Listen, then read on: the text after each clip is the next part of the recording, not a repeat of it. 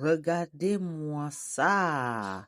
Regardez-moi ces brioches au chocolat grammaire à la française.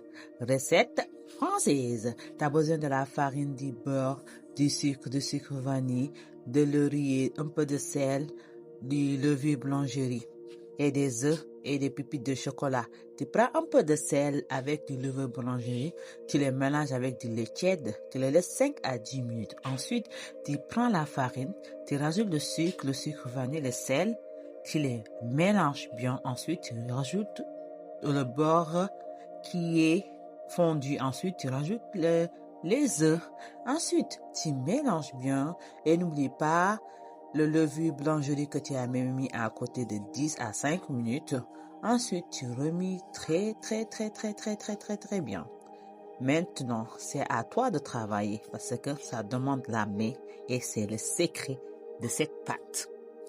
Ensuite, n'oublie pas, si ça te suffit pas, tu peux ajouter un peu d'eau, ça dépend de toi, mais je pense que ça suffira. N'oublie pas les pépites de chocolat. Ensuite, tu mélanges bien. Ensuite, dès que tu finis de mélanger bien, que toi-même tu sens que c'est bien mélangé, tu le mets à côté 1h ou 1h30 pour la laisser reposer parce que la pâte doit gonfler. La pâte doit gonfler. Si ça gonfle bien, ensuite, tu reviens, tu fais tes boules pour faire tes brioches de chocolat. Ensuite, tu laisses encore la pâte reposer 45 minutes ou 1 heure de temps, ça dépend de toi parce que ça va encore gonfler sur ton plateau.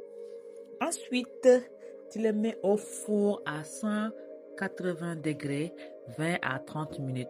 Et n'oubliez pas de mettre des œufs. L'œuf que tu vas mélanger, tu peux mettre un peu de lait et tu le mets dessus pour que ça soit bien doré. Ah oui, n'hésitez pas de vous abonner et de partager et de liker. Franchement, je vous ai amené une recette française et je vais vous mettre les descriptions en bas. Si tu veux faire un bon brioche au chocolat, ça dépend de toi la forme que tu veux. Tu peux le faire à la forme que tu aimes à faire.